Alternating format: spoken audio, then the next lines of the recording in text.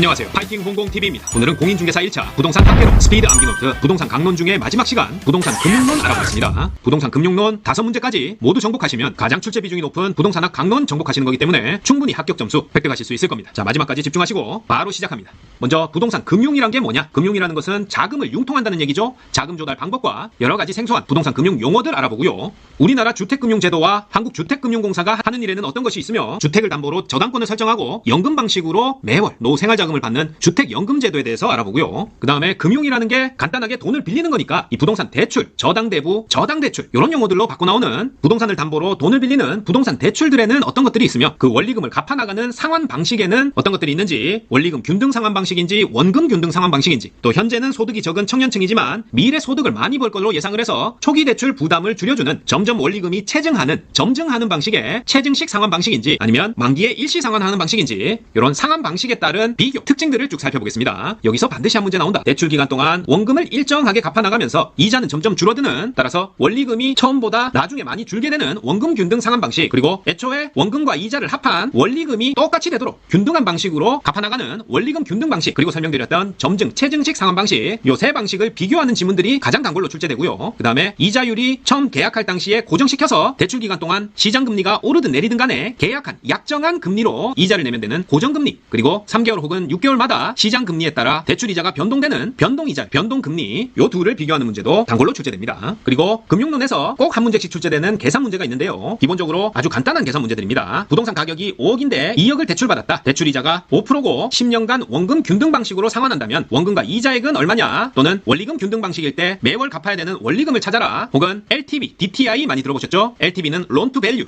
담보 인정 비율이라고 하고요. 총 부동산 가격에서 몇 %를 대출받을 수 있느냐? 총 부동산 가격분의 대출 가능 금액 LTV와 DTI, 총부채 상환 비율이라고 하는데요. 차주 상환 능력이라고 나오기도 합니다. 요게 더 이해하기 쉽죠? Debt to Income이라고 해서 이 사람이 연간 벌어들이는 소득분의 대출 원리금이 얼마나 차지하고 있느냐? 연간 대출 원리금, 연간 부채 서비스액이라고 할 수도 있죠. 요게 얼마나 차지하느냐? 소득 대비 대출 원리금이 Debt to Income, DTI 비율입니다. 이렇게 LTV, DTI를 주고 최대 대출 가능 금액을 구하라. 요 문제도 단골 출제되는 문제예요. 그래서 이런 계산 문제들 쭉 살펴보고, 그 다음에 저당의 유동화라고 해서, 저당은 대출이죠. 대출은 은행 입장에서 돈을 한번 빌려주고 나면 그 사람한테 이자 받는 걸로 직원들 월급 주고 점포 월세 내고 그 사업만 하기에는 너무 수익성이 떨어지니까 다시 어떻게 요 5%의 이자가 들어오는 요 대출 사업을 담보로 또 다른 곳에서 자금을 끌어들일 수 없을까, 그 고민을 하다가 5% 이자 받는 사업이 있으니까 네가 나한테 투자하면 3% 이자 줄게 하면서 증권이나 채권을 만들어서 요 증권을 팔고 투자금을 현금으로 다시 모으는 그런 신박한 방법이 바로 저당의 유동화입니다. 대출금에 이자만 받는 장사를 해서는 돈이 묶이니까 또다시 자금을 확보해서 그 돈을 갖다가 또 대출해줄 수도 있고 또 다른 사업도 벌일 수 있고 이렇게 돈이 돌도록 한다. 은행 입장에서 다시 자금을 확보하는 게 유동화예요. 그런데 뭐를 써서 확보를 한다? 이 자기가 대출해줬던 요 부동산을 담보로 대출해줬던 5% 받을 수 있는 요 사업권을 가지고 다시 다른 사람들한테 증권이나 채권을 만들어 팔아서 돈을 가져온다. 그런 방식이 저당의 유동화입니다. 아시겠죠? 그래서 그 저당담보 채권 상품에는 어떤 것들이 있느냐? 이런 저당담보 채권을 통틀어서 MBS, Mortgage Backed Security라고 하고요. 그 세부적인 종류로서 MBB, MPTS, MPTB, CMO 같은 것들이 있는데 구체적으로 서로 비교해가면서 어떤 것들이 가장 큰 특징이고 서로 어떻게 다른지를 비교할 수 있어야 됩니다. 그 다음에 부동산 투자회사에 관한 설명으로 옳은 것은 틀린 것은 부동산 투자회사의 세 가지 종류, 자기관리냐, 위탁관리냐, 구조조정이냐, 요 세 가지의 특징들을 비교하는 문제, 마지막으로 프로젝트 파이낸싱, 프로젝트 금융 방식의 특징, 장단점, 옳은 것 틀린 것 고르는 문제, 요거까지 살펴보면 부동산 금융론에서 출제되는 5개 문제를 하나도 빠뜨리지 않고 커버할 수 있다고 생각이 됩니다. 자, 그럼 첫 번째 부동산 금융부터 살펴볼게요. 자, 가장 빈출되는 유형은 부동산 금융에 관한 설명으로 틀린 것은 이런 문제인데요. 자금 조달 방법 중에 주택상환사채, 신탁증서금융, 자산담보부 기업어음, 주택저당채권, 담보부 채권, 자, 이런 것들은 부동산 금융 중에 부채금융이고요. 부동산 투자 신탁, 부동산 간접투자 펀드, 부동산 신디케이트, 공모에 의한 증자는 부동산 금융 중에 지분금융에 속합니다. 요거 구분해 두셔야 된다.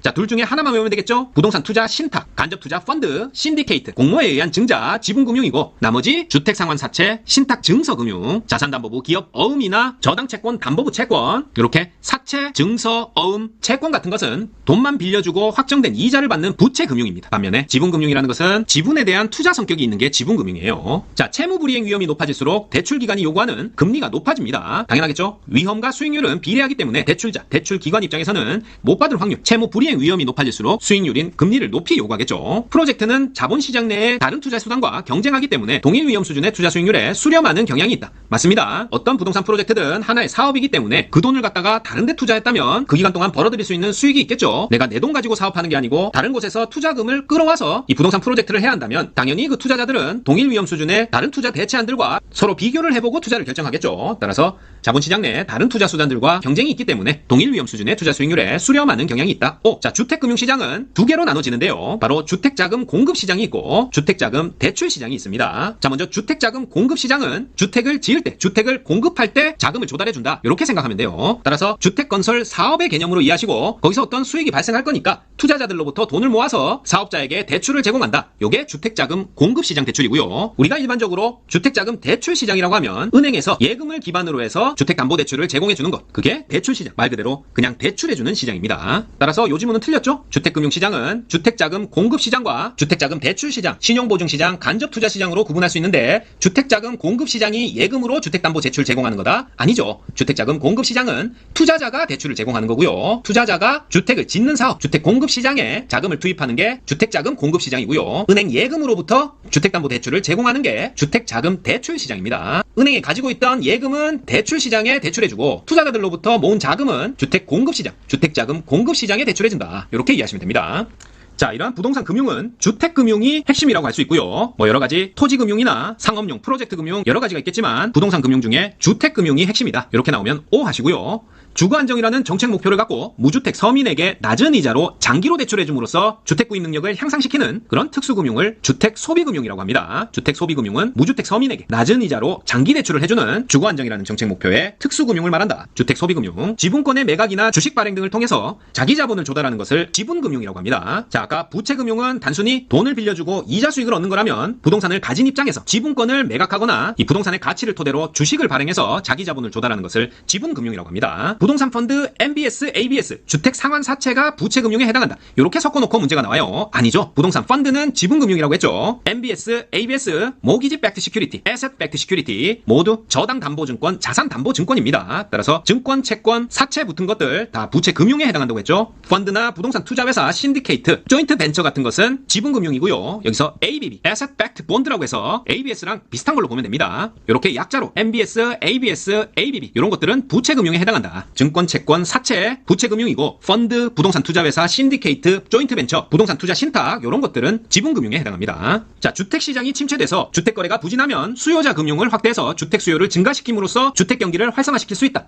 맞습니다. 주택시장이 침체되면 대출금리를 낮춘다든가 LTV, DTI 같은 대출 한도를 제한하는 부동산 금융 관련 규제들을 완화해주면서 주택 수요를 증가시켜서 주택 경기 활성화시킬 수 있다. 옳은 복이고요. 주택 저당 대출 기준이 담보인정 비율과 LTV죠. 차주 상환 능력, DTI가 변경되면 주택 수요가 변화될 수 있다. 방금 했던 말이죠. LTV, DTI는 부동산 가격 대비해서 얼마나 대출받을 수 있는지 그리고 소득 대비해서 원리금 지출에 쓸 수 있는 크기가 얼마나 더 늘어날 수 있는지에 따라서 많이 대출받을 수 있으면 자기 돈을 얼마 모아놓지 않은 사람들도 주택 수요자로 끌어들일 수 있겠죠. 따라서 LTV, DTI 비율 조정은 주택 수요를 변화시킬 수 있는 거 맞습니다. 담보인정 비율 LTV와 총부채 상환 비율 또는 차주 상환 능력 DTI는 반드시 외워두셔야 됩니다. LTV는 론 투 밸류, 대출 가능 한도 나누기 부동산 담보 가치 또는 부동산 가격이고 총부채 상환 비율 DTI는 연간 원리금 상환액 또는 부채 서비스액이죠. 나누기 연간 총소득. 간단히 연봉이라 생각하시면 됩니다. 연봉 중에 대출 원리금으로 얼마까지 쓸 수 있느냐? 그게 DTI입니다. 자, 다른 대출 조건이 동일한 경우 보통 고정금리 주택저당 대출의 금리는 변동금리 주택저당 대출 금리보다 높다. 자, 맞습니다.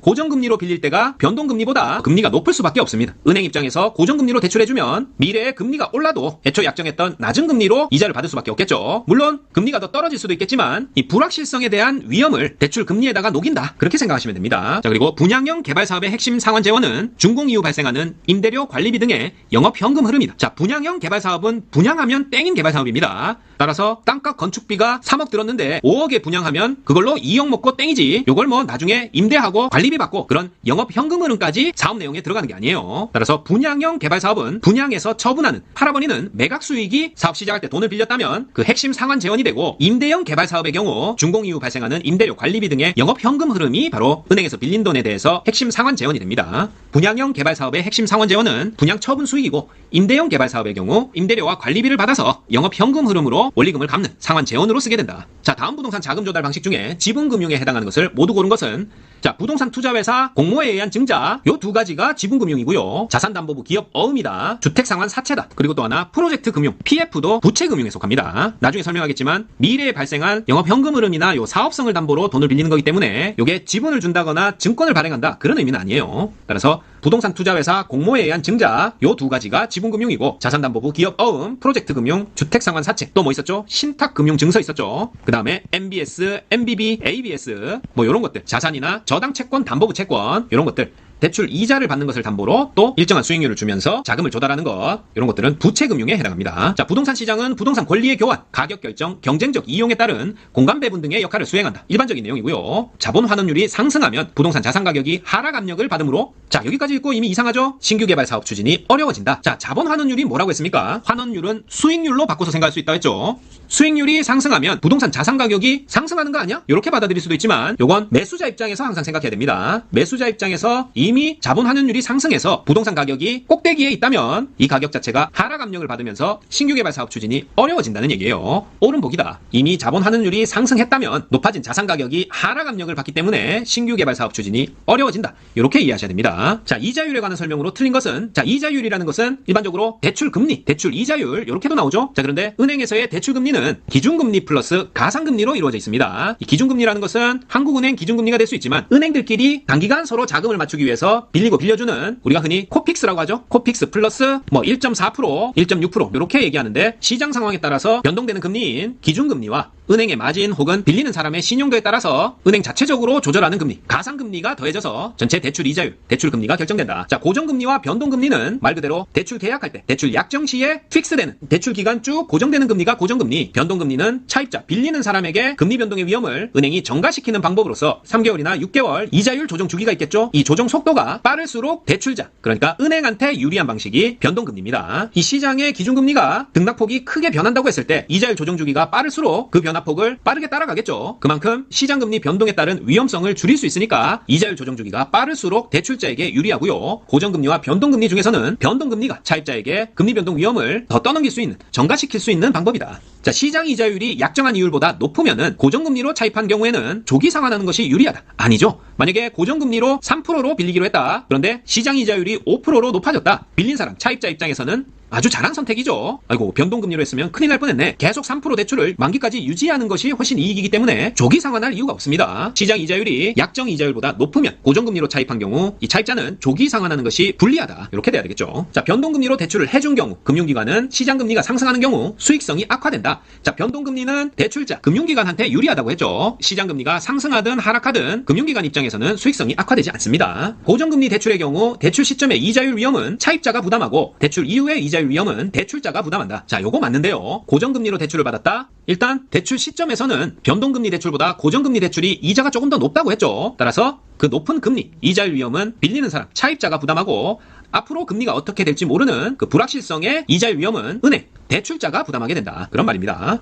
자, 변동금리의 금리 조정 주기를 늦출수록 대출자의 위험이 차입자에게 신속하게 전가된다. 틀렸죠? 금리 조정 주기는 시장 금리를 빠르게 쫓아가는 게 대출자 입장에서는 유리하니까 금리 조정 주기를 짧게 할수록 대출자 위험이 차입자에게 신속히 전가되게 됩니다. 늦출수록 틀렸다. 시장 이자율이 계약 이자율보다 낮아지면 고정금리 차입자는 조기 상환하는 것이 유리하다. 맞죠? 계약 이자율이 5%인데 시장 이자가 3%로 낮아졌다. 빨리 갈아타야 되겠죠. 고정금리 차입자는 조기 상환하고 다른 계약으로 갈아타는 게 유리합니다. 자, 은행은 바보가 아닌 이상 이걸 가만두지 않겠죠. 그래서 뭘 부담하라고 그런다? 조기 상환할 거면 조기 상환 수수료를 부담하라고 합니다. 따라서 조기 상환 수수료는 고정금리에서 차입자가 조기 상환하는 것을 해칭하기 위해서 조기 상환함으로써 발생하는 손실을 조금이라도 만회하기 위해서 부과하는 거예요. 대출 초기에는 일반적으로 고정이자율이 변동이자율보다 높은 경향을 보인다. 맞죠? 고정이자율은 대출할 때 변동이자율보다 조금 더 높은 경향을 보입니다. 자, 인플레이션 발생이 지속될 것으로 예상되는 경우, 자, 인플레 발생이 지속되면 정책적으로 금리를 올리게 되겠죠. 그럴 경우 차입자는 고정금리를 선호하게 된다. 자, 맞죠? 금리가 올라갈 것으로 예상되는 경우 차입자는 고정금리를 선호하게 된다. 이렇게 바꿀 수 있습니다. 인플레이션 발생이 지속될 걸로 예상되는 경우 차입자는 고정금리를 선호하게 되고, 자, 대출자, 금융기관의 대출 위험이 높아질수록 대출금리는 상승한다. 자, 맞습니다. 자, 그냥 대출 위험이 높아질수록 이렇게 나오는데요. 요 대출 위험이라는 것은 차입자 입장이 아니고요. 대출자, 금융기관의 입장이라는 것에 적혀있지 않아도 유의해야 됩니다. 대출 위험이 높아질수록 대출금리는 위험을 수익률에 태우기 때문에 대출금리는 더 상승하게 된다. 이 말은 차입자에게 금리를 높여서 그 위험을 전가시킨다는 의미죠. 초기 금리는 고정금리가 높다는 거 한 번 더 주의해 주시고, 자, 그리고 은행 입장에서는 고정금리로 장기 대출했을 때 금리 위험이 가장 크게 나타납니다. 고정금리 장기 대출, 불확실성이 아주 길게 간다는 얘기죠. 금리 위험이 가장 크게 나타난다. 자, 고정금리 대출 시 대출자는 인플레이션 위험이 증가하고, 반면에 시장금리 하락 시에는 조기 상환 위험이 증가한다. 자, 맞습니다. 고정금리 대출해주면 은행 입장, 대출자 입장에서는 인플레이션이 왔을 때 시장금리가 상승하게 되니까 변동금리로 했다면 시장금리에 따라서 같이 대출금리도 올릴 수 있겠지만 그러지 못하니까 인플레이션 위험이 증가한다는 말이고요. 반면에 시장금리가 하락했다. 그랬을 때는 고정금리로 대출받았던 사람들이 금리가 낮은 새로운 상품으로 갈아타려고 하겠죠. 그렇기 때문에 조기 상환 위험이 증가한다. 그래서 이를 방지하기 위해서 조기 상환 수수료를 부과한다고 했어요. 자, 다른 조건이 일정할 때 융자 상환 기간이 장기일수록 차입자의 대출 상환 부담은 커진다. 아니죠. 대출 상환 부담이라는 것은 대출 원리금을 말합니다. 매번 지급해야 되는 대출 원리금은 융자 상환 기간이 길수록 더 잘게 쪼개지니까 부담이 줄어들게 되겠죠. 인플레이션 발생 시에는 가산금리가 상승한다. 자, 가산금리가 아니라 기준금리가 상승하겠죠. 틀렸고, 대출이자율은 기준금리와 가산금리인데 인플레이션 발생했다. 정책금리가 올라가고 이에 따른 기준금리도 올라가게 된다. 고정금리 차입자의 상환 부담은 인플레이션이 발생한다고 해서 증가하지는 않는다. 자, 당연한 얘기죠. 고정금리로 빌렸으면 인플레가 발생하든 디플레가 발생하든 약정했던 금리에 원리금만 내면 됩니다. 자, 금리 위험은 고정금리로 장기 대출 시에 가장 크게 나타난다고 했어요. 다시 한번 강조합니다. 고정금리로 장기 대출 시에 대출자의 금리 위험이 가장 크게 나타난다. 자, 다음은 우리나라 주택금융제도와 한국주택금융공사가 하는 일에 대해서 알아보겠습니다.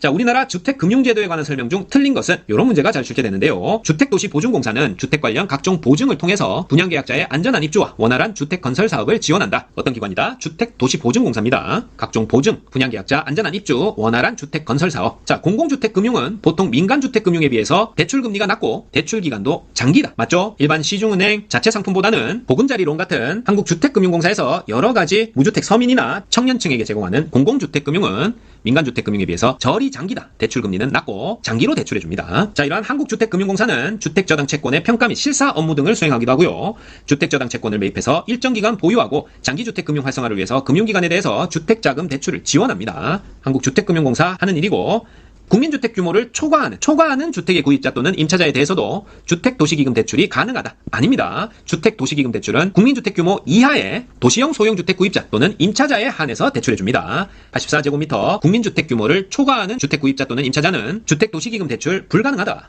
자, 주택연금에 대해서 알아볼 텐데요. 주택연금은 주택 소유자가 주택의 저당권을 설정하고 연금 방식으로 노후생활자금을 대출받는 제도고요. 주택연금은 수령기간이 경과할수록 대출 잔액이 점점 누적되어 커집니다. 자, 주택연금이라고 해서 소유권이 넘어간 채로 매월 돈을 받는 게 아니고요. 주택을 담보로 해서 조금씩 일시불 대출이 아니라 조금씩 누적해서 대출을 받는 겁니다. 따라서 수령기간이 경과할수록 대출 잔액이 점점 누적되겠죠. 자, 주택 소유자 또는 배우자가 생존하는 동안 노후생활자금을 매월 지급받는 방식으로 연금을 받을 수 있다. 맞고요. 한국주택금융공사는 주택연금 담보주택의 가격 하락에 대한 위험을 부담하게 될 수 있다. 자, 맞습니다. 자, 자기가 처음 연금을 받기로 하고 저당 잡힌 주택의 가격이 5억인데 매월 조금씩 연금을 받고 그 연금액이 누적됨에 따라서 이자가 계속 붙겠죠. 그래서 이 원리금의 합계액이 나중에 이분이 100세가 됐을 때 15억이 됐다. 이렇게 5억짜리 주택을 맡기고 15억을 받아가도 이분이 돌아가시고 나서 뭐 가족이 나머지 10억에 대해서 부담해야 된다. 그런 거 없습니다. 그냥 처음에 약정한 대로 5억짜리 주택을 맡기고 그보다 훨씬 많은 원리금이 쌓여도 혹은 나중에 5억짜리 주택이 1억이 되더라도 이 가격 하락에 대한 위험 부담은 연금 수령자나 가족이 아니라 한국주택금융공사에서 지게 됩니다. 자, 주택도시기금 중 주택 개정의 용도에는 국민주택건설 및 대지조성사업, 준주택건설 및 구입, 국민주택 규모 이하의 주택 리모델링이 포함된다. 자, 주택도시기금 국민주택 규모 초과가 아니라 이하라고 했죠. 요거 주의하고, 담보주택의 대상으로 업무용 오피스텔도 포함된다. 아닙니다. 업무용 말고 주거용은 포함됩니다. 주택연금 가입 신청을 할 수 있는 주택은 공시가격 9억 이하의 주택이나 주거용 오피스텔은 가능합니다.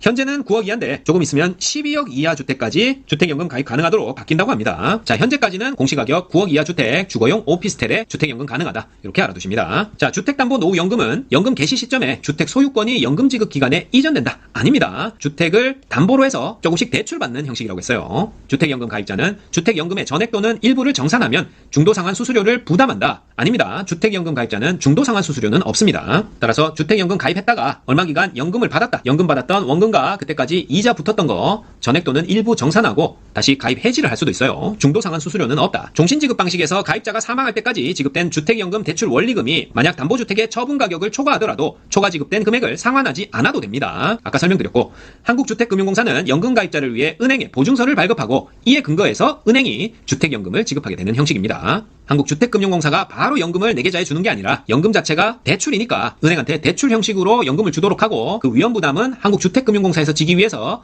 은행에 보증서를 발급해준다는 얘기예요. 주택연금 지급 방식에는 종신지급형이 있고 종신혼합형이 있습니다. 종신지급 방식은 평생 동안 매월 일정 금액을 연금 방식으로 수령한다는 얘기고 일정 기간 동안만 수령하는 것은 확정 기간형이겠죠. 그것과 혼합해서 종신혼합형이 있습니다. 다주택자도 주택연금에 가입할 수 있다. O입니다. 다주택 보유자도 보유주택 전체를 합산했을 때 공시가격이 현재로서는 9억 이하면 주택연금에 가입할 수 있다. 자, 다음은 부동산 대출, 저당대부, 저당대출. 자, 모두 똑같은 용어라고 했죠? 이 부동산 대출의 특징과 상환 방식들에 대해서 알아보겠습니다. 자, 먼저 대출 상환 방식들에는 원금 균등 상환이 있고 원리금 균등 상환, 체증식, 점증식 상환, 만기 일시 상환이 있는데 자, 원금 균등이냐, 원리금 균등이냐, 체증식이냐 요 세 개를 비교하는 문제가 가장 많이 출제됩니다. 대출 채권의 듀레이션은 상환 기간이란 뜻이죠. 시험에 상환 기간이라고 나오지 않고 듀레이션이라고만 나와도 아, 상환 기간이구나 바로 파악할 수 있으셔야 됩니다.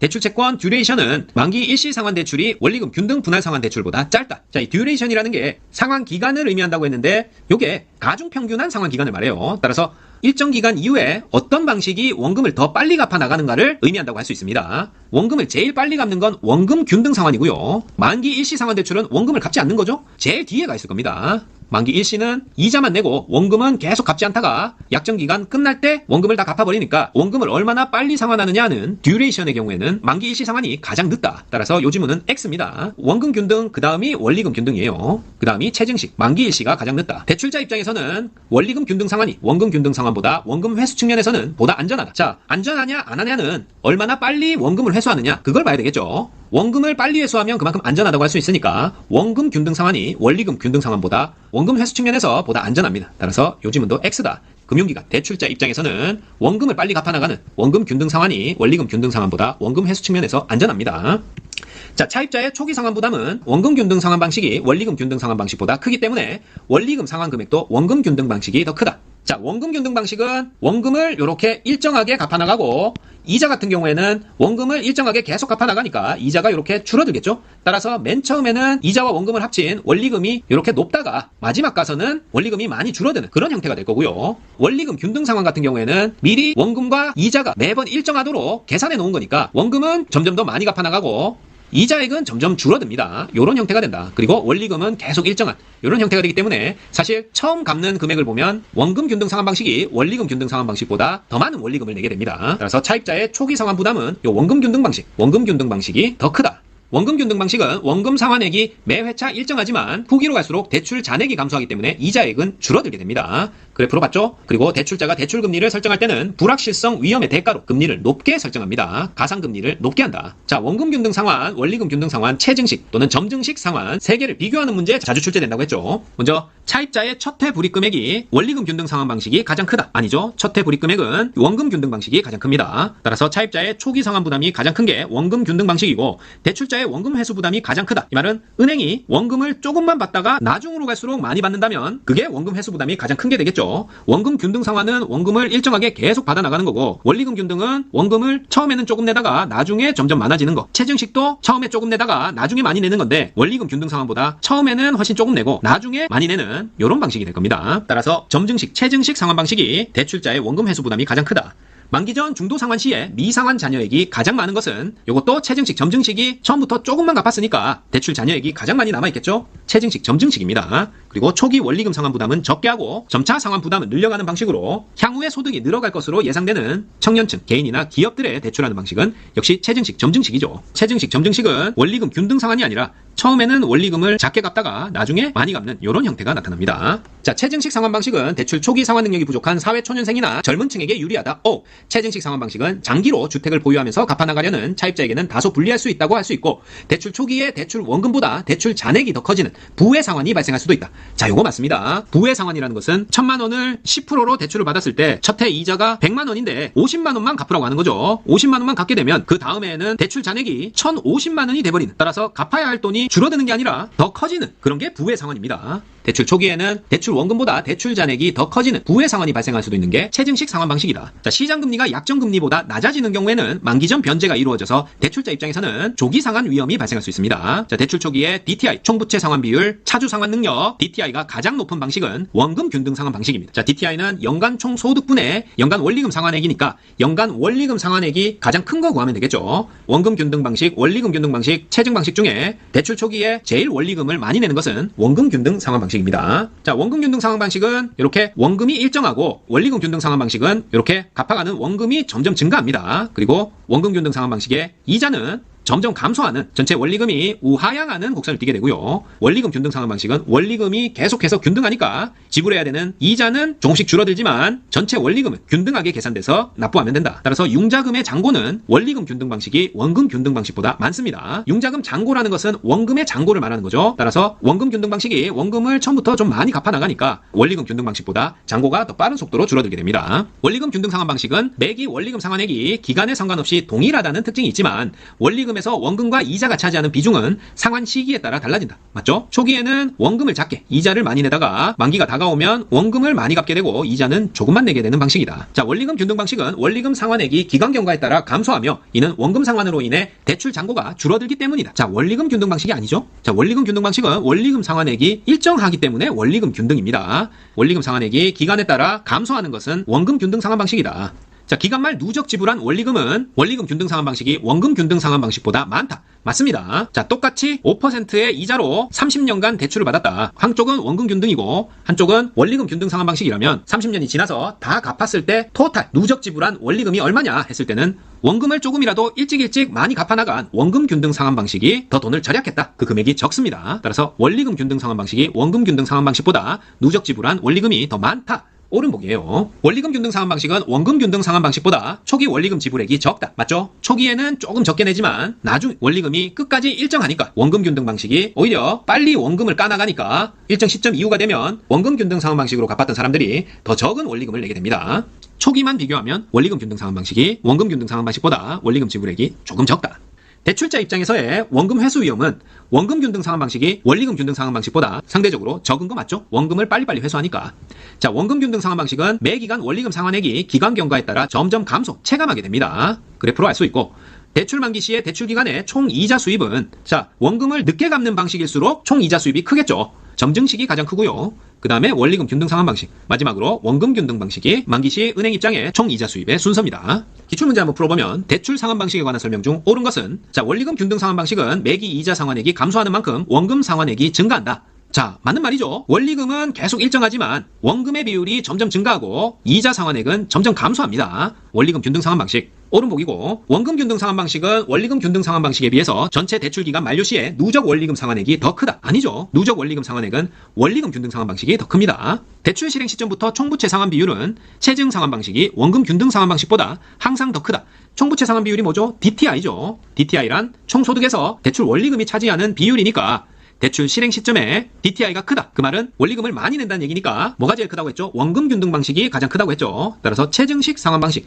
원리금 처음에 적게 낸다고 했습니다. 체증 상환 방식이 원금 균등 상환 방식보다 항상 더 크다. X. 대출금을 조기 상환하는 경우 원리금 균등 상환 방식에 비해 원금 균등 상환 방식이 상환액이 더 크다. 상환액이라는 것은 남아있는 원금 잔여액이라는 얘기죠. 따라서 조기 상환하는 경우 원금 상환액은 원금을 적게 갚아 나갔던 원리금 균등 상환 방식이 더 커야 됩니다. 따라서 원금 균등 상환 방식의 상환액이 더 크다. X고요. 체증 상환 방식은 대출 잔액이 지속적으로 감소하므로 다른 상환 방식에 비해 이자 부담이 적다. 완전히 틀렸죠? 체증 상환 방식은 돈 없는 사람들한테 나중에 결국 엄청나게 이자를 많이 내야 되지만 처음에는 이자 상환 부담을 좀 줄여주는, 처음에는 이자도 다 안 내도 돼, 그런 식으로 대출해주는 게 체증 상환 방식입니다. 따라서 대출 잔액이 오히려 늘어날 수도 있다고 했죠. 지속적으로 감소하기 때문에 이자 부담 적다. X다. 따라서 정답은 1번. 이렇게 하나하나 특징들을 그래프를 잘 보면서 비교할 수 있어야 됩니다. 자, 주택금융은 주택 자금 조성, 자가주택 공급 확대, 주거 안정 등의 기능이 있고요. 담보인정 비율 LTV는 주택담보가치를 중심으로 대출 규모를 결정하는 기준이 되고, DTI는 차입자의 소득, 즉 차주 상환 능력을 중심으로 대출 규모를 결정하는 기준이 된다. DTI는 총부채 상환 비율이라고도 부른다고 했어요. 원리금 균등 분할 상환 방식은 원금 균등 분할 상환 방식에 비해서 대출 직후의 원리금 상환액이 적다. 맞고요. 원금 균등 방식이 초기의 원금과 이자 합계액이 원리금 균등 방식보다 조금 더 크다고 했습니다. 원금을 많이 갚으니까. 자, 주택 소비금융이란 주택을 구입하려는 사람이 사람이 주택을 담보로 제공하고 자금을 제공받는 형태의 금융을 말한다. 주택소비금융. 자, 제2차 저당대출 시장은 저당대출을 원하는 수요자와 저당대출을 제공하는 금융기관으로 형성되는 시장을 말하며 주택담보대출 시장이 여기에 해당한다. 자, 틀린 지문인데요. 저당대출 시장은 1차 저당시장과 2차 저당시장으로 나눌 수 있고요. 아까도 봤듯이 대출 시장이다 하면 그냥 집 살 때 은행에서 차입자에게 주택 구입자금을 대출해주는 그런 시장이 1차 저당시장의 주택자금 대출 시장이고요. 2차 저당시장이라고 하면 쉽게 얘기해서 주택을 지을 때 주택을 공급하는 시장에다가 대출을 해주는 게 2차 저당시장입니다. 따라서 2차 저당시장의 플레이어들은 은행, 한국주택금융공사, 투자자 이렇게 서로서로 증권이나 채권을 발행하고 그로부터 자금을 조달하는 현금을 조달하는 이런 형태의 주택자금 공급 시장을 2차 저당시장이라고 한다. 자, 이제 계산 문제 쭉 풀어보겠습니다. A씨는 연소득이 1억 원이고 시장가치 6억 원인 주택을 소유하고 있다. 현재 A씨가 이 주택을 담보로 1억 원을 대출받고 있을 때 기존 주택이 1억 있다는 얘기죠. 추가 대출이 가능한 최대 금액을 구하시오. 이런 문제네요. 먼저 연간 저당상수 나와 있고요. 저당상수가 주어져 있단 말은 총 대출액에서 이 저당상수 곱했을 때 부채 서비스액이 나온다고 했죠. 이 공식을 알고 있어야 되고 그 다음에 대출 승인 기준은 담보인정 비율 LTV가 50%, 총부채 상환 비율 DTI가 40%로 주어져 있습니다. LTV는 론투밸류 전체 부동산 가격분의 대출 가능 금액이 되겠고 DTI가 40%라는 얘기는 연소득 대비해서 연간 원리금이 얼마나 되느냐 그걸 말한다고 그랬죠. 따라서 LTV는 전체 부동산 평가액이 6억 원이고 대출 가능 금액을 X라고도 쓸 때 요게 50% 0.5라는 얘기니까 구해보면 0.5 곱하기 6 하면 LTV에 기반한 대출 가능 금액은 3억 원이 되겠죠. 그 다음에 DTI는 연간 소득이 1억 원 그리고 연간 부채 서비스액은 저당상수 나와 있으니까 총 대출액은 X로 두고 저당상수 0.1을 곱했더니 요게 DTI 40% 0.4가 됐다. 이렇게 식을 세워서 풀어주면 X는 4억이 나옵니다. 따라서 여기 보면 두 대출 승인 기준을 모두 만족해야 된다고 돼 있으니까 둘 중에 작은 금액 LTV 3억 원이 총 대출 가능 금액이 되겠죠. 그런데 현재 A씨가 이 주택을 담보로 1억 원을 대출 받고 있다고 했으니까 총 대출 가능 금액 3억 중에 기존 대출액 1억을 빼면 남아있는 2억 원이 추가 대출 가능한 최대 금액이 되겠습니다. 이렇게 푼다. 결국 LTV가 뭐분의 뭐냐 DTI가 연간 소득분의 연간 부채 서비스액이다. 요 뜻만 알고 있으면 충분히 맞출 수 있는 문제예요. 그리고 총 대출액 곱하기 저당 상수하면 부채 서비스액이 나온다. 요거까지. 자, 또 하나 풀어보면 LTV, DTI가 다음과 같이 상향 조정되었을 때 기존 담보주택 대출을 고려해서 추가 대출 가능한 최대 금액을 구하시오. 자, 담보인정 비율 LTV가 60%에서 70%로 늘어났고 차주 상환 능력 DTI 총부채 상환 비율이죠. 50%에서 60%로 커졌고 기존 주택 담보 평가액이 3억 원 주택 가격이란 얘기죠. 그리고 기존 주택 담보 대출액이 1.5억이다. 연간 소득 3천만 원, 저당 상수 0.1, LTV, DTI 모두 충족해야 된다. 이런 문제네요. 자, 무조건 뭐부터 해야 될지 모르겠으면 LTV, DTI를 분수로 나타내 놓고 봅니다.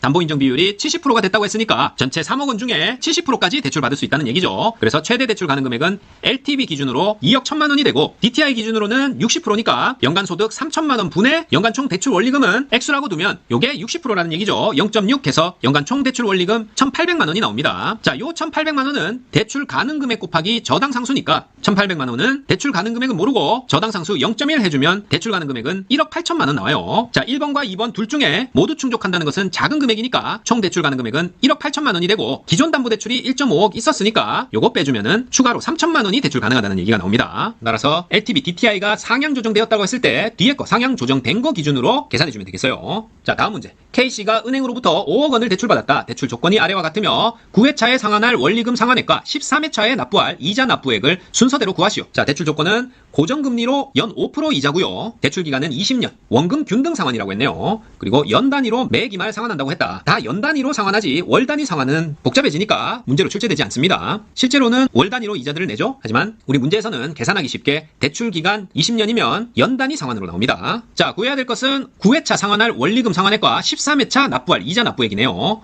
자, 일단은 매년 상환할 원금부터 계산해야 되겠죠. 5억을 20년 동안 빌렸으니까 5억을 20으로 나누면 매년 2,500만 원씩 원금을 갚는다는 얘기예요. 그러면 지금 9회차에 상환할 원리금을 구하는 거니까 일단 8회차까지는 갚았겠죠? 8회차까지 갚은 원금을 계산해보면 2,500만 원에 8년 곱해서 2억이 되고 9회차 되기 전까지 2억 갚았으니까 대출 원금의 잔액은 3억 원이 남아있는 겁니다. 요걸 왜 구하냐? 요 잔액에다가 금리 5%를 곱하면 9회차에 상환할 이자 납부액을 구할 수 있으니까요. 구해보면 9회차 원리금 상환액은 원금 플러스 이자니까 잔액 3억 원에 대한 이자 5%와 원금 2,500만 원을 갚으면 될 겁니다. 따라서 3억 곱하기 5% 하면 1,500만 원이 되고 원금 2,500만 원에서 총 4천만 원이 9회차 원리금 상환액이 되고 그 다음에 13회차 납부하는 이자 납부액은 자 12회차까지 또 원금을 다 납부했겠죠? 12회차까지 상환액은 매년 2,500만 원이니까 12 곱하면 총 3억 원을 갚고 잔액은 2억이 남은 겁니다. 12회차까지. 이제 13회차 됐을 때는 이 남아있는 2억 원에 대해서 이자가 붙는 거니까 고정금리 연 5% 곱해주기만 하면 된다. 13회차 이자는 남아있는 2억 곱하기 5%니까 1,000만 원이 되는 겁니다. 따라서 정답은 4천만 원하고 1,000만 원 이렇게 순서대로 돼 있는 거 고르시면 되겠죠. 자, 이렇게 몇 회차에 상환할 원리금 상환액 이자 납부액 구하는 것은 그 전까지 얼마를 갚았느냐 그걸 구해서 총 대출 금액에서 빼면 남아있는 원금이 나오고 그 원금에다가 이자 곱하면 원리금 나온다. 그리고 원금 균등 상환이니까 매년 갚을 원금이 똑같으니까 원금과 이자 더하면 원리금 상환액이 나옵니다. 이렇게 구하면 된다. 할 수 있으시겠죠? 자, 또 풀어봅시다. K씨는 8억 원 하는 주택 구입을 위해서 4억 원을 대출받았다. 대출 조건이 다음과 같을 때 2회차 때 상환할 원금과 3회차 때 납부할 이자액을 순서대로 구하라. 금리는 고정금리 6%고요. 대출 기간은 20년, 저당 상수는 0.087, 원리금 상환 조건은 원리금 균등 상환이고 연 단위로 상환한다고 했습니다. 자, 먼저 원리금 균등은 저당 상수가 주어집니다. 저당 상수 빠르게 찾아서 여기다가 대출금을 곱하면 매기간 상환해야 될 원리금이 나오겠죠. 저당 상수 곱하기 총 대출액 4억 원 이렇게 해주면은 매기 상환할 균등한 원리금이 나온다. 4억 곱하기 0.087하면 3,480만 원이 원리금 균등 상환 방식에서 매년 상환해야 될 원리금이 되겠고요. 자, 구하라는 것이 2회차 상환할 원금이니까 1회차 때 원금을 얼마 상환했는지를 알아야 2회차의 이자를 구할 수가 있습니다. 따라서 원리금에서 이자를 뺀 게 원금이니까 먼저 이자부터 구하면 원리금은 3,480만원 계속 똑같을 거고 이자는 1회차 때 원금이 그대로 있으니까 4억 원 대출에 6% 해서 2,400만원이 나오죠. 요거 뺀 게 1,080만원 1회차 때 갚은 원금이 되는 겁니다. 따라서 2회차 때 1회차 갚은 원금만 빼면 남아있는 원금이 나오겠죠. 전체 4억 원에서 1,080만원 빼면 3억 8,920만원 요게 1회차 원리금 낸 다음에 남은 원금이 되겠고 여기다가 6%의 대출 금리를 곱한 게 바로 2회차 때 지급할 이자액이 되겠습니다. 이렇게 계산기로 곱해주면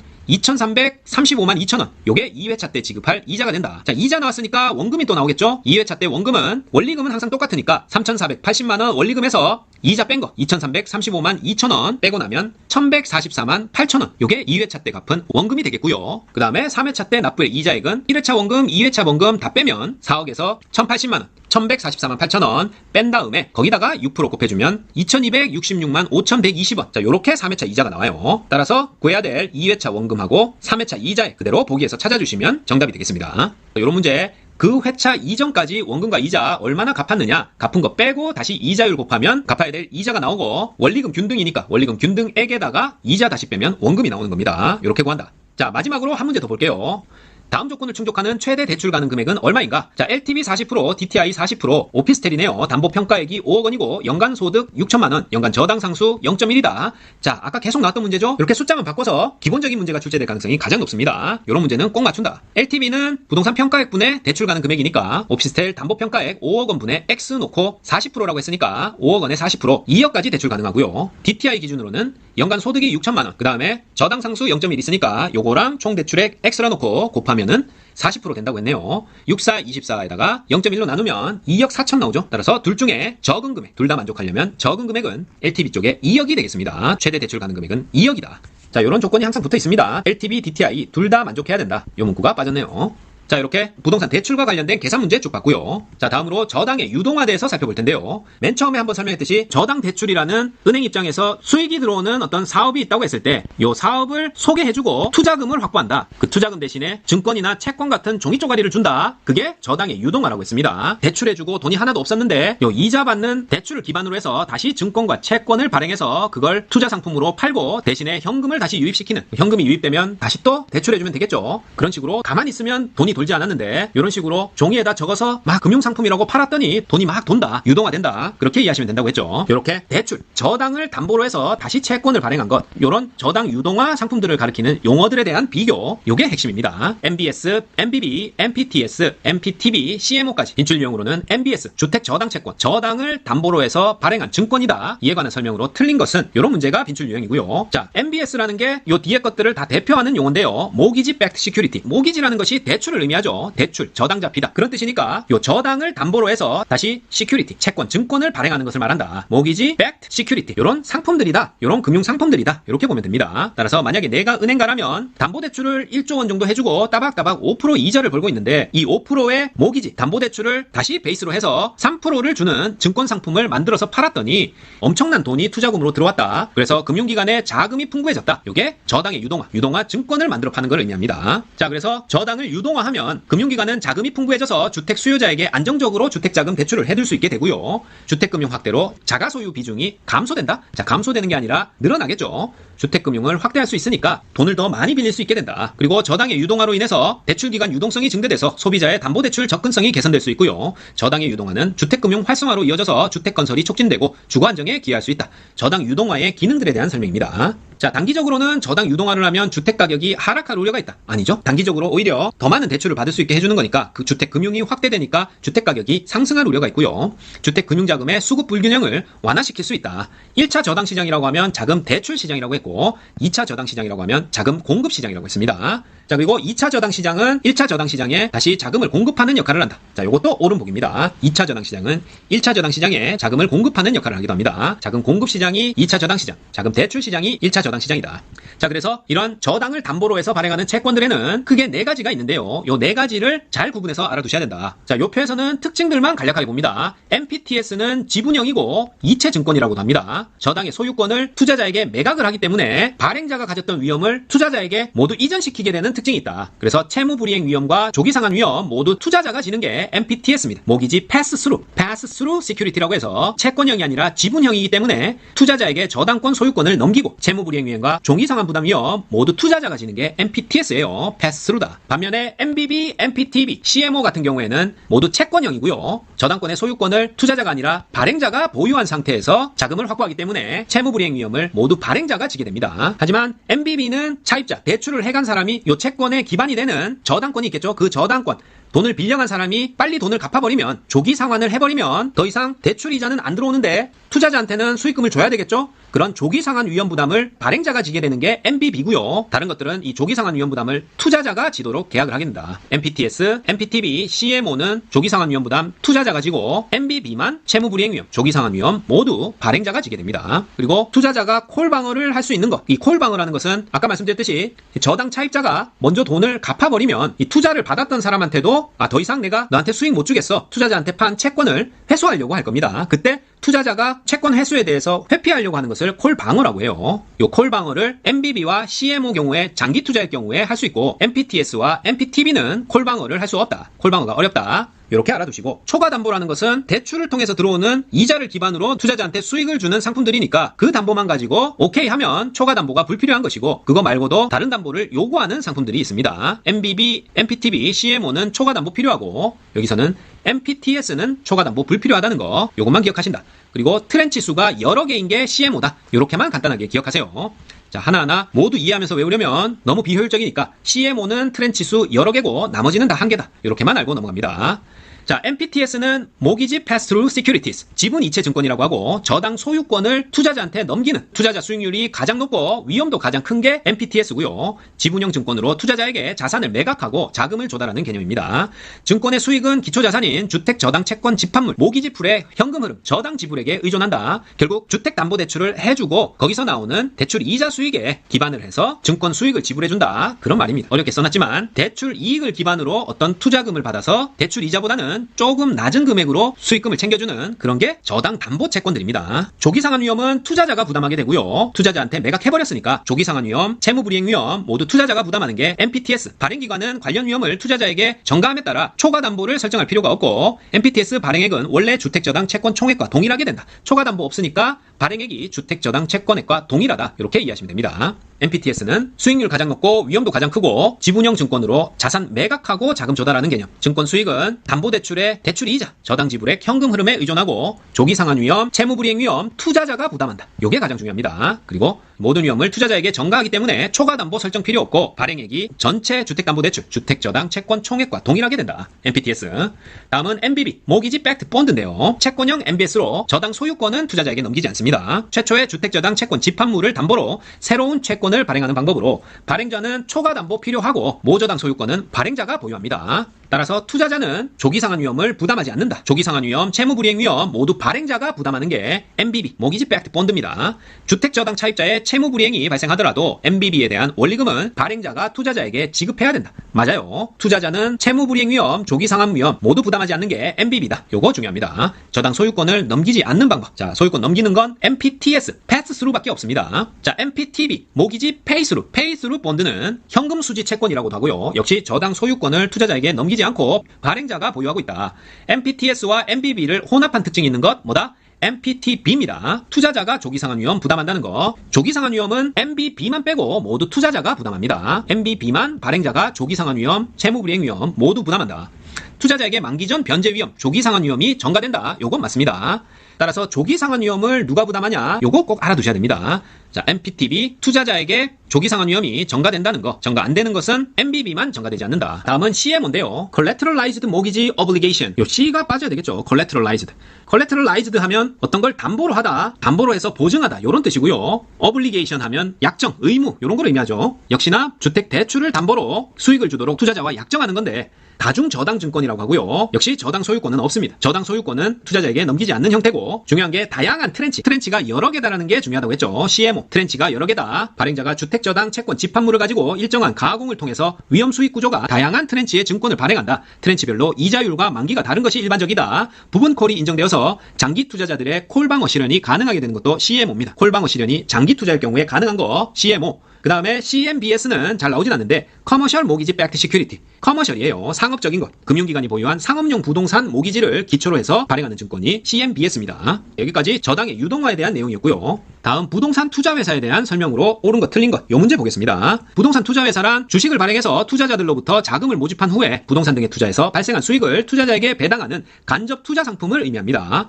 부동산 투자회사는 자기관리가 있고 위탁관리, 기업 구조조정, 부동산 투자회사 요 세 가지로 구분할 수 있고 소액 자본으로 부동산의 일부를 지분 형태로 보유할 수 있기 때문에 소액 투자자들의 부동산 투자 기회가 확대될 수 있다 옵니다. 그리고 투자자는 원금 손실 가능성도 있지만 부동산에 직접 투자하는 데 비해서는 경기 침체 시에 따른 투자 원금 회수가 상대적으로 쉽다고 할 수 있습니다. 직접 투자보다는 투자 원금 회수가 상대적으로 쉬운 게 부동산 투자회사를 통한 투자다. 부동산 투자회사는 그 상호에 부동산 투자회사라는 명칭을 사용해야 되며 영업인가 또는 등록을 하고 최저 자본금 이상을 갖춘 후에 현물 출자를 통해서 신주를 발행할 수 있습니다. 그리고 그 현물은 부동산에 한정되지는 않는다. 자, 현물 출자를 설립 시부터 현물 출자를 통해서 할 수 있다 하면 X 하셔야 돼요. 영업인가 등록을 하고 최저 자본금 이상 갖춘 후에 현물 출자할 수 있다. 감정평가사나 공인중개사로 해당 분야에 5년 이상 종사한 사람은 자기관리 부동산 투자회사의 자산운용 전문 인력이 될 수 있고 부동산 투자회사에는 현물 출자에 의한 설립 불가능하다고 했죠. X다. 부동산 투자회사는 주주총회에 특별한 결의가 있는 경우 자기 자본의 10배 범위 내에서 자금을 차입하거나 사채를 발행할 수 있다. 자기 자본의 몇 배? 10배 범위 내에서 주주총회 특별 결의가 있는 경우 자금 차입하거나 사채를 발행할 수 있습니다. 자, 부동산 투자회사에는 자기관리, 위탁관리, 기업 구조조정이 있고요. 요 세 가지를 비교하는 문제가 주로 출제됩니다. 실체가 있느냐 없느냐 물어봤을 때는 자기관리 부동산 투자회사는 실체가 있고 상근 직원, 전문 인력 모두 둘 수 있고 지점 설립도 가능합니다. 하지만 위탁관리와 기업 구조조정 부동산 투자회사는 명목상 회사로 상근 인력, 지사 모두 둘 수 없고요. 설립 자본금은 자기관리가 5억, 위탁관리와 기업 구조조정은 3억 이상의 설립 자본금 필요하고요. 자기관리 5억, 위탁 구조조정 3억이다. 설립 자본금. 그리고 등록 후에 6개월 이내 최저 자본금으로 70억 이상이 있어야 됩니다. 자기관리. 그리고 위탁관리와 기업 구조조정은 최저 자본금 50억 이상을 준비해야 된다. 등록 후 6개월 이내입니다. 최저 자본금 70억, 자기관리, 위탁, 기업 구조조정 50억이다.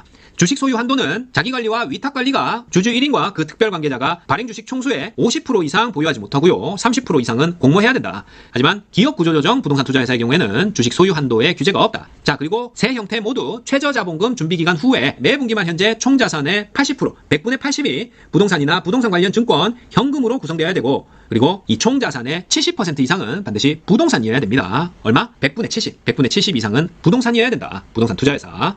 자, 부동산 투자회사는 최저자본금 준비기간이 끝난 후에 매분기만 현재 총자산의 80% 이상 부동산 관련 증권, 현금으로 구성해야 되고 총자산의 70% 이상은 부동산이어야 된다. 따끈따끈한 문제로 출제됐고요. 자기관리 부동산 투자회사 설립자본금은 5억 원 이상 맞죠? 위탁과 구조조정 3억이다. 27회 때 3억 이상으로 한다 해서 X 틀린 지문으로 나왔습니다. 그리고 부동산 투자회사는 상장 요건이 갖추어진 때는 지체 없이 증권시장에 주식을 상장해서 거래되도록 해야 된다. 옵니다. 자, 자기관리 부동산 투자회사는 상근 임직원을 두고 직접 투자자산의 관리 및 운영 업무를 수행하는 실체형 회사이다. 맞고요. 명목형 회사라고 나오면 틀린다고 했죠. 자기관리는 실체형, 위탁과 기업구조조정 명목형 회사다. 그리고 자기관리 부동산 투자회사는 설립 등기일로부터 15일 이내 설립보고서 작성 아니고요. 10일 이내 대통령령으로 정하는 바에 따라 설립보고서 작성해서 국토교통부 장관에게 제출해야 된다. 이렇게 돼야 됩니다. 자기관리 부동산 투자회사 설립보고서 며칠 이내? 10일 이내에 작성해야 된다. 위탁관리 부동산 투자회사 및 기업구조조정 부동산 투자회사의 설립 자본금 3억 원 이상이죠. 자기관리는 5억 원. 위탁관리 부동산 투자회사는 본점 외 지점 설치할 수 없다. 맞죠? 지점 설치할 수 있고 상근 전문 인력 운용할 수 있는 것은 자기관리 부동산 투자회사입니다. 위탁과 기업구조조정 본점 외 지점 설치할 수 없다. 자, 위탁관리 부동산 투자회사에 관한 설명으로 틀린 것은 주주 1인당 주식 소유 한도가 제한된다. 맞죠? 50%까지 소유할 수 있고 초과는 안 된다. 자, 그리고 위탁관리 부동산 투자회사 주주 보호를 위한 내부 통제 기준을 제정해야 된다. 아, 요게 틀렸습니다. 주주 보호를 위한 내부 통제 기준 제정. 요건 자기관리 부동산 투자회사나 아니면 자산관리 회사에 해당합니다. 내부 통제 기준은 자기관리, 자산관리 회사에 해당한다. 자산의 투자 운용을 자산관리 회사에 위탁해야 된다. 맞고요. 그래서 위탁관리 부동산 투자회사입니다. 그리고 설립자본금 3억 원 이상, 주요 주주의 대리인은 미공개 자산운용 정보를 이용해서 부동산을 매매하거나 타인에게 이용하게 할 수 없다. 맞겠죠? 자, 틀린 것은 주주 보호를 위한 내부 통제 기준 제정, 자기관리 부동산 투자회사입니다. 위탁관리 부동산 투자회사의 경우 주주 1인과 그 특별 관계자는 발행 주식 총수의 50%를 소유하지 못한다. 자, 50%를 초과해서 이렇게 돼야 되겠죠. 초과해서 소유하지 못한다. 맞습니다. 25회 때 20% 초과할 수 없다 해서 틀린 지문으로 나왔어요. 기업구조조정 부동산 투자회사 설립자본금 10억 원이다 아니고 기업구조조정 3억 원입니다. 그리고 자기관리 부동산 투자회사 설립자본금 5억 원 이상. 요건 맞네요. 위탁이나 기업구조조정 부동산 투자회사 설립자본금 3억 원. 자기관리 부동산 투자회사 설립자본금 5억 원이다. 기업구조조정 부동산 투자회사는 상법상 실체회사다. X죠. 명목상 회사라고 했습니다. 자산운용 전문 인력을 두고 블라블라. 자, 요거 둘 수 없죠. 직접 수행하는 회사를 말한다. X입니다. 기업구조조정 회사는 지점도 둘 수 없고 상근 인력, 전문 인력 둘 수 없고 실체상 회사 아니고 명목상 회사라고 했습니다. 자, 영업인가를 받거나 등록한 날로부터 6개월이 지난 기업구조조정 부동산 투자회사 자본금 50억 원 이상 돼야 된다. 맞죠? 자기관리는 6개월 지났을 때 70억 이상 돼야 되고 위탁과 기업구조조정은 자본금 50억 이상 돼야 된다. 자, 마지막으로 프로젝트 금융방식, 프로젝트 파이낸싱, 장단점 옳은 것 틀린 것 요런 문제 대비해 보겠습니다. 자, 프로젝트 금융이란 PF란 대규모 개발 사업에 필요한 자금을 조달하는 걸 말하고 프로젝트 금융은 프로젝트 자체의 자산과 사업의 수익성을 담보로 자금을 조달하는 것이기 때문에 신용도가 낮은 사업주라도 사업주 개인에게는 아무런 채무 변제 의무가 없는 비소구 금융의 성격을 띱니다. 자, 프로젝트 금융도 은행이 돈을 빌려주는 건데 그 부동산 자체가 가진 가치를 보고 담보대출을 해주는 게 아니라 대규모 개발 사업 같은 부동산 개발 프로젝트 그 자체의 자산과 사업의 수익성을 담보로 나중에 운영수익, 현금 흐름이 이렇게 될 거니까 그 사업주 개인의 신용도가 낮다고 하더라도 나중에 사업이 실패해서 돈 다 갚아 이렇게 했을 때 사업주 개인에게는 채무변제 의무를 지게 하지 않는 비소구 금융의 성격을 띱니다. 특정 프로젝트로부터 향후 일정한 현금 흐름이 예상되는 경우 사전 계약에 따라 미래에 발생할 현금 흐름과 사업 자체의 자산을 담보로 자금을 조달하는 금융기법이 바로 프로젝트 금융 PF입니다. 자, 비소구 금융이라고 했죠. 사업이 실패해도 그 사업주한테 빌린 돈 갚아 이렇게 소구하지 못하는 비소구 금융이고 소구하더라도 많은 제한이 따르는 제한적 소구 금융의 특징을 가지고 있습니다. 프로젝트 규모에 따라서 대규모 자금 조달이 가능하고 다양한 사업 주체들의 참여로 정보의 비대칭성을 완화할 수 있다. 그리고 이해 당사자 간 위험 분배가 가능한 특징도 이 부동산 프로젝트 금융입니다. 프로젝트 금융의 자금은 건설회사 또는 시공회사 자체 계좌를 통해 직접 관리한다? X죠. 에스크로, 구매자나 판매자 간 서로 믿지 못할 때, 신용관계가 불확실할 때 믿을 수 있는 금융기관인 제3자에 위탁하는 계정이 바로 에스크로입니다. 에스크로를 이용해서 프로젝트 금융 자금을 관리하게 되고 해당 사업으로부터 발생하는 현금 흐름 수익에 따라 원리금 상환이 이루어지기 때문에 사업의 수익성 검토가 매우 중요하고 수익 흐름이 안정적이고 장기적이어야 하겠죠. 당연한 얘기. 일반적으로 기업 대출보다 금리가 높기 때문에 금융기관 입장에서는 사업성 검토에 집중해서 높은 수익을 올릴 수도 있는 게 프로젝트 금융입니다. 자, 하지만 프로젝트 금융이 부실화됐다, 사업이 망했다 그랬을 경우에는 이 금액 자체가 아주 크고 위험한 투자였기 때문에 해당 금융기관 전체 부실로 이어질 수 있습니다. 일정 요건을 갖춘 프로젝트 회사는 법인세 감면을 받을 수 있고 사업주의 재무상태표에는 이 프로젝트 금융으로 빌린 돈이 표시가 되지 않습니다. 따라서 이 사업주의 재무상태에 영향을 미치지 않는다 이렇게 나와도 오하셔야 돼요. 프로젝트 금융의 상환 재원은 사업주의 모든 자산을 기반으로 한다. 자, 사업주의 자산과는 상관없다고 그랬죠. 사업주의 자산을 소구해서 채무 변제 의무를 지지 않는다. 프로젝트 금융은 그 프로젝트 자체 예상 현금 흐름 및 프로젝트가 가지고 있는 자체 자산에 한정해서 대출금의 상환 재원으로 쓰면 되는 겁니다.